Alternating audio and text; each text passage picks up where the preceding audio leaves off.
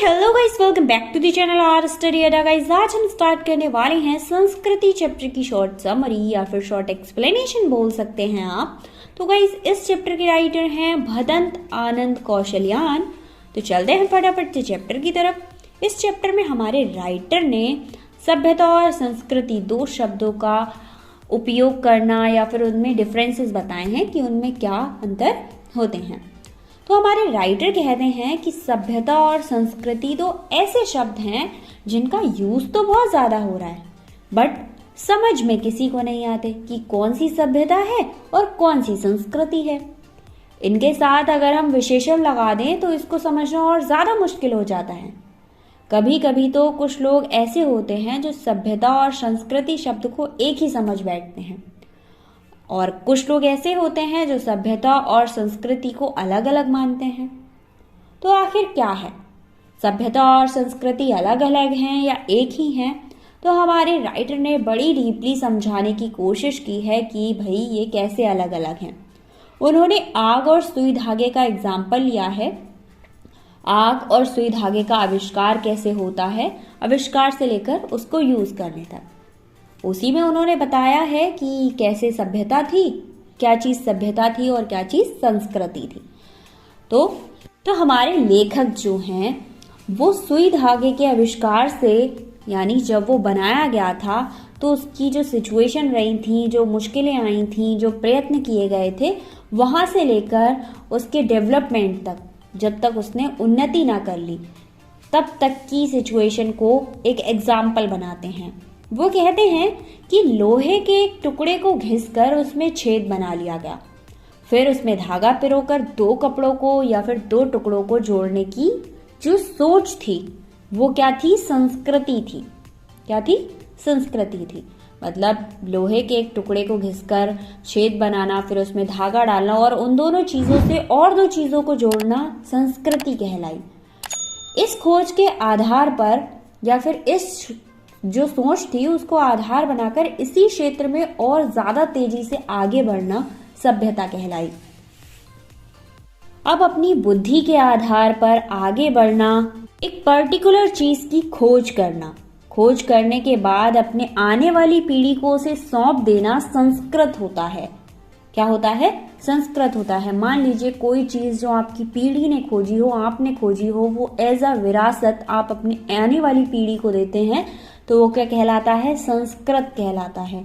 जबकि उसी तथ्य को आधार बनाकर आगे बढ़ने वाला सभ्यता का विकास करने वाला होता है। मतलब आपने जो चीज दी, आपकी पीढ़ी उसी को यूज करके आगे बढ़ रही है, तो वो क्या कहलाएगी? सभ्यता कहलाएगी। और वो इंसान जो इस चीज को लेकर आगे बढ़ रहा है, वो इंसान सभ्यता का विकास करने वाला इंसान या पीढ़ी कहलाएंगे। आप सभी फिजिक्स के स्टूडेंट्स होंगे और फिजिक्स के स्टूडेंट्स ये बात जानते हैं कि न्यूटन ने गुरुत्वाकर्षण के सिद्धांत का आविष्कार किया था। ठीक है, इसीलिए वो संस्कृत कहलाए। मतलब उन्होंने वो चीज दी, इसीलिए वो क्या कहलाए? संस्कृत कहलाए। बट वो चीज देने के बाद बहुत सी ऐसी बातें थी जो उन्हें नहीं पता थी या फिर वो अपनी लाइफ में नहीं जान पाए। बहुत सी ऐसी चीजें थी जो न्यूटन नहीं जान पाए, बट आज के स्टूडेंट्स उन बातों को जानते हैं। तो आज हम इन्हें भले ही अधिक सभ्य या फिर अधिक जानकारी कह सकते हैं, बट संस्कृत नहीं कह सकते, क्योंकि संस्कृत किसने दिया था? न्यूटन ने दिया था। हमारे राइटर के अनुसार हमारी जो भौतिक आवश्यकताएं होती हैं, यानी फिजिकल आवश्यकताओं की पूर्ति के लिए सुई और धागे, ठीक है, और आग का आविष्कार किया गया था। और आपको पता है, जो चीज संस्कृत होती है वो किसी के माइंड में या फिर पीढ़ी दर पीढ़ी इंसान के अंदर बैठ जाती है, वो सहज कर रखी जाने वाली चेतना बन जाती है। क्योंकि जैसे न्यूटन का लॉ बच्चा बच्चा जानता है, भले ही उसके बारे में कोई ना जानता हो। आग, पानी, ये सब क्या मिला है? हमें विरासत में मिला है।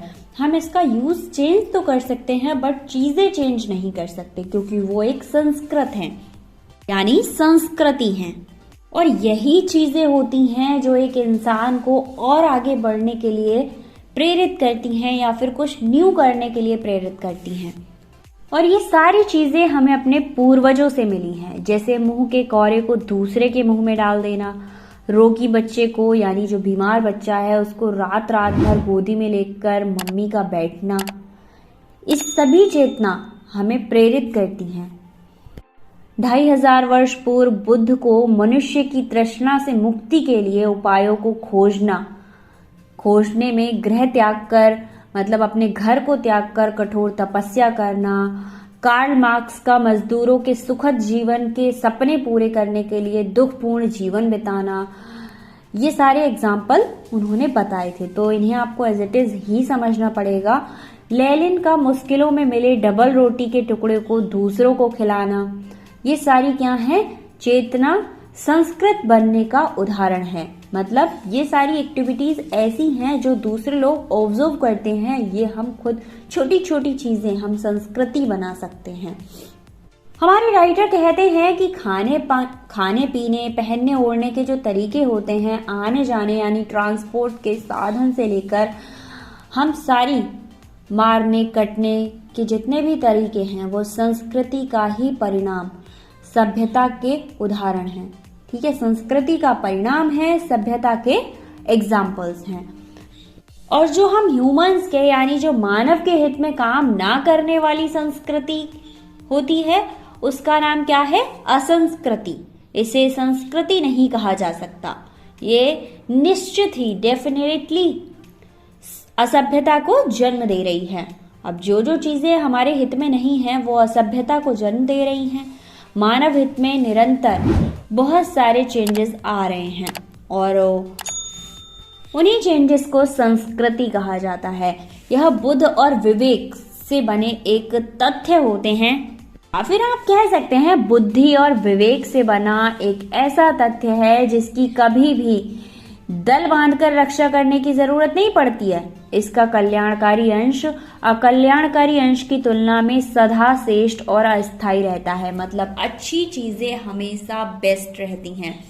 तो कभी भी हम नई संस्कृति बना सकते हैं और आज के टाइम में बहुत सारे चेंजेस हो रहे हैं जो न्यू संस्कृति हैं और हमारे आने वाली जनरेशन उसको फॉलो करती है। मतलब बनाई हमने है, जो उसके आधारों पर चल रही है, उसे ग्रो कर रही है, वो क्या कहलाएगी, सभ्यता कहलाएगी। तो किसी चीज का न्यू बनना संस्कृति और उस बनने के बाद उसको ग्रो करना या लेकर चलना सभ्यता कहलाती है। आई होप आपको उस चैप्टर समझ आया होगा। कोई भी प्रॉब्लम है कमेंट कीजिएगा। एंड क्लास 10th के सारे चैप्टर्स के लिए मैं डिस्क्रिप्शन में प्लेलिस्ट लिंक मेंशन कर देती हूँ, वहां जाकर आप सारे चैप्टर्स की शॉर्ट समरी चेक कर सकते हैं। मिलते हैं नेक्स्ट वीडियो में। Thank you so much.